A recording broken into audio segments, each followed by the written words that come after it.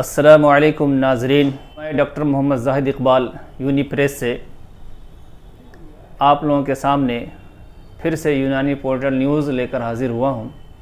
मशहूर मारूफ इदारा जामिया हमदर्द यूनिवर्सिटी के अंदर डिपार्टमेंट ऑफ यूनानी मेडिसिन में BMS, प्री-तिब, MD यूनानी और डिप्लोमा इन यूनानी फार्मेसी के अलावा PhD में फॉर्म अप्लाई करने का अनाउंस हुआ है, जिसका लास्ट डेट 14 अगस्त 2022 है। National institute of medicine Bangalore में अलग अलग डिपार्टमेंट में 5 सीट खाली है, जिसमें इल्मुस सैदला में प्रोफेसर की 1, ऑप्स गायनी डिपार्टमेंट में प्रोफेसर की 1 और मौलजात में 1 रीडर, जबकि लेक्चरर की 2 सीट पर वॉक इन इंटरव्यू बुलाया गया है, जिसकी तारीख़ 6 जुलाई 2022 है। ये बहाली पूरी तरह से कॉन्ट्रैक्ट पर है और इसमें प्रोफेसर को एक मुश्त माहाना 75,000 रुपया और रीडर के लिए 60,000 रुपया, जबकि लेक्चरर को सिर्फ 40,000 रुपया महीना दिया जा रहा है। हैरानी की बात यह है कि जो लेक्चरर और रीडर जिसको पढ़ाएंगे उस PG स्कॉलर को फर्स्ट ईयर में 57,000 और सेकंड ईयर में 60,000, जबकि थर्ड ईयर यानी फाइनल ईयर में 63,000 रुपये महीना इस वक्त मिल रहा है, जो कि लेक्चरर के 40,000 से कहीं ज़्यादा है। ऐसी सूरत में एक लेक्चरर जो कि कम तनख्वाह पाता हो अपने से ज़्यादा तनख्वाह पाने वाले PG स्कॉलर को पढ़ाएंगे, ऐसे में फैकल्टीज़ का मोरल डाउन होता है। सरकार को इस बात पर ध्यान देना चाहिए कि स्टूडेंट और टीचर में फाइनेंशियल डिस्क्रिमिनेशन न हो। Saudi Indian health care forum के बैनर तले आज 2 जुलाई 2022 को शाम 8 बजे इंटरनेशनल वेबिनार ऑर्गेनाइज किया जा रहा है। इसका टॉपिक है a holistic approach towards healing in यूनानी मेडिसिन। इसमें डॉक्टर सैयद अनवर खुर्शीद साहब, प्रोफेसर यूसुफ अमीन साहब, पद्मश्री डॉक्टर MA वहीद साहब, प्रोफेसर शाकिर जमील साहब के अलावा डॉक्टर तनवीर मुमताज़ साहिबा हिस्सा लेंगी। डॉक्टर अब्दुल खालिक स्टेट यूनानी मेडिकल कॉलेज प्रयागराज उत्तर प्रदेश से हमें बताया कि department of life science university of Bombay में JRF की एक पोस्ट आई है। ये इंटरव्यू 4 जुलाई 2022 को मुंबई में होना है। इसका एलिजिबल क्राइटेरिया BMS के बाद MD हो, जिनकी उम्र 35 साल से ज़्यादा ना होना चाहिए। चलते हैं एक और अहम खबर की तरफ। टोंक से जाहिद गौरी ने बताया कि राजस्थान सरकार ने नेशनल हेल्थ मिशन के अंतर्गत 24 जून 2022 को अलग अलग पोस्ट का एडवर्टाइजमेंट निकाला है। इसमें CHO की 3531 पोस्ट है, जिस पर नर्स को बहाल किया जाना है। आयुष कंपाउंडर की 155 सीट पर भी नर्स या उसके समकक्ष को बहाल किया जाना है। नर्स के अलग से 1588 पोस्ट आई है।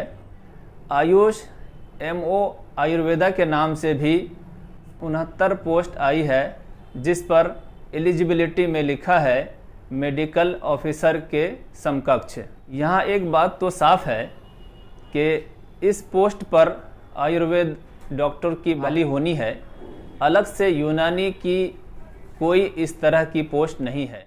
प्रोफेसर MA जाफरी साहब जामिया हमदर्द से 30 जून 2022 को रिटायर हो गए।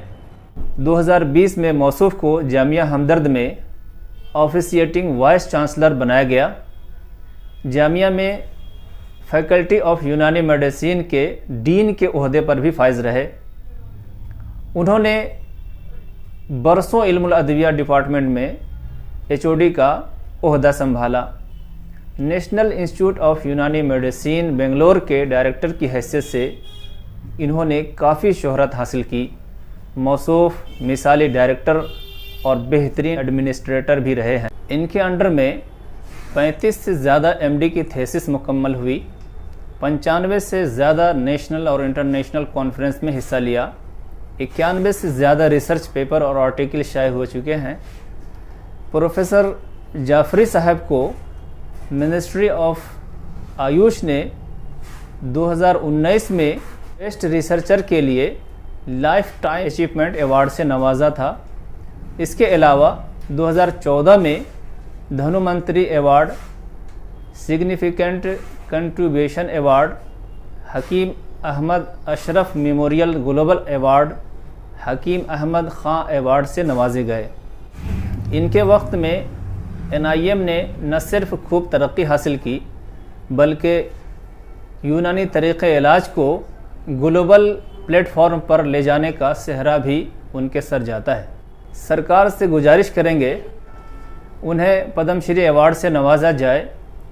प्रोफेसर जाफरी साहब का कारनामा तिब्बी यूनानी में बहुत अजीम है।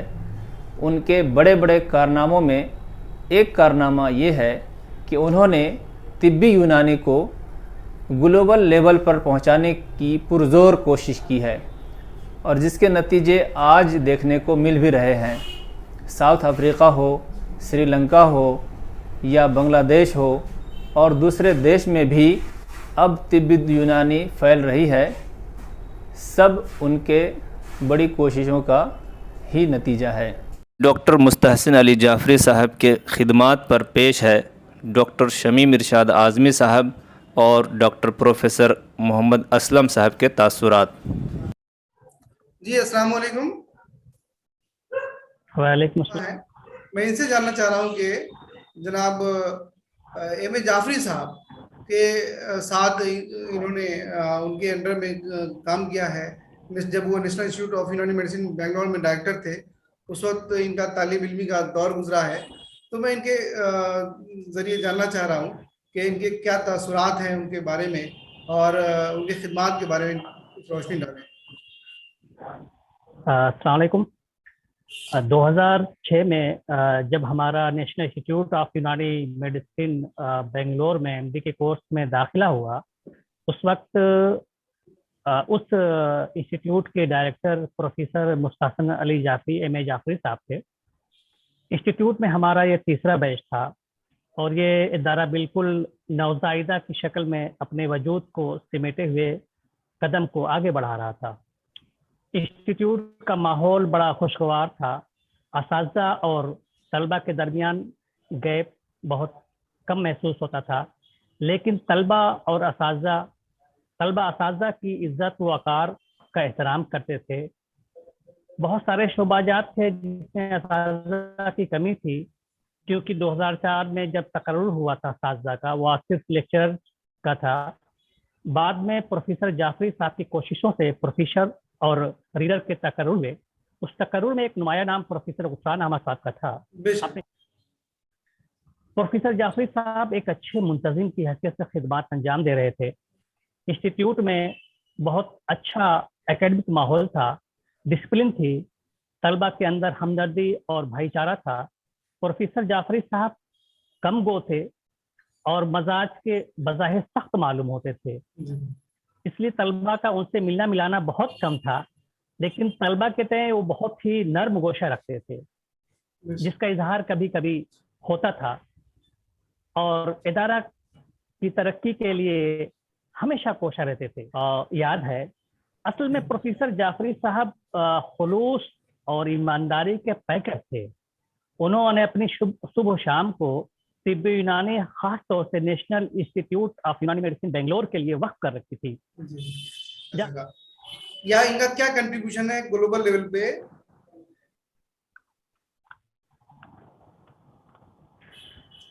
प्रोफेसर जाफरी साहब खुद बहुत ही अच्छे एकेडमिशियन थे और उन्होंने बहुत सारे नेशनल और इंटरनेशनल सेमिनार में शिरकत की और तिब्बी यूनानी और इंस्टीट्यूट को मुतारफ कराया।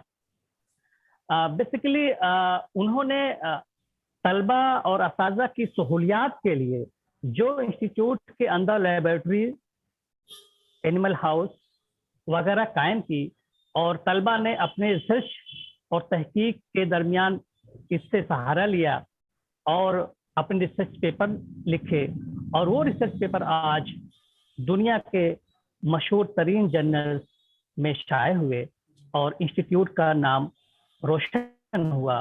तलबा ने अपने नाम के साथ साथ इंस्टीट्यूट और यूनानी सिस्टम ऑफ मेडिसिन को एक ग्लोबल सतह पे जो है आलमी सतह पे उन्होंने मुतारफ कराया।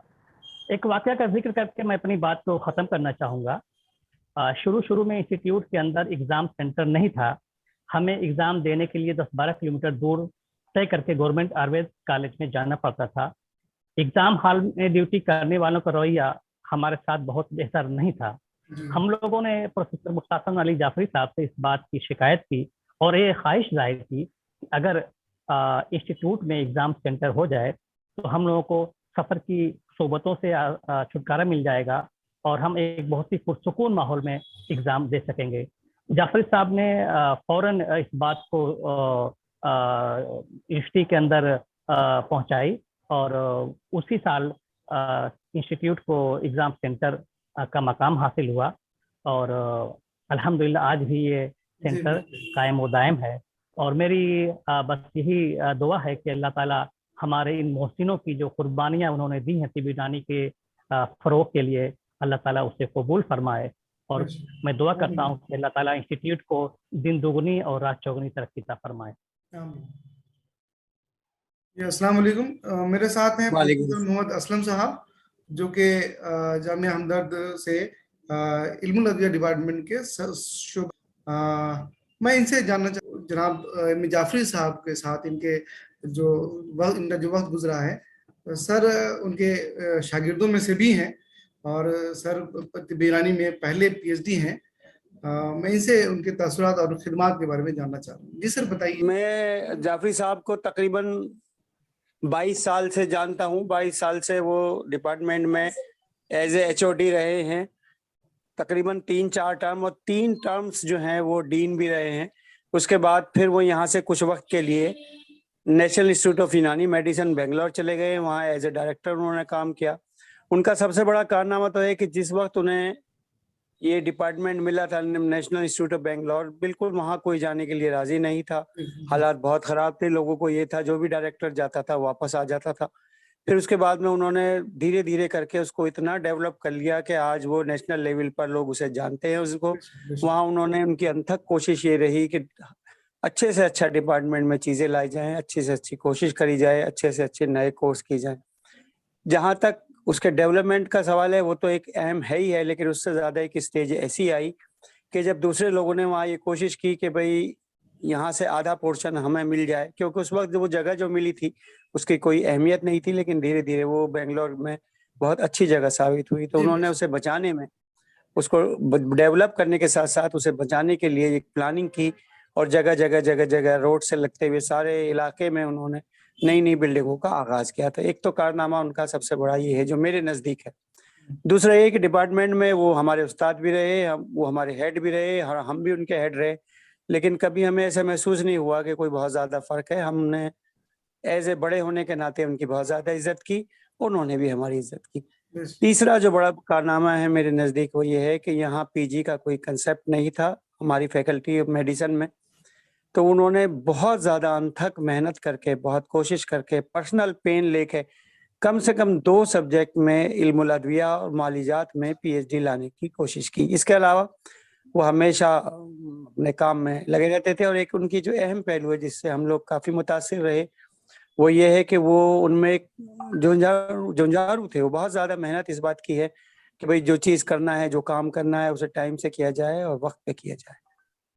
तो ये इन 3 अहम बातें हैं जिसको मैंने आपको बताया। इसके अलावा बाकी तो सब चीज़ें हैं, अच्छे फ्रेंड होना, अच्छे लोगों से ताल्लुकात रखना।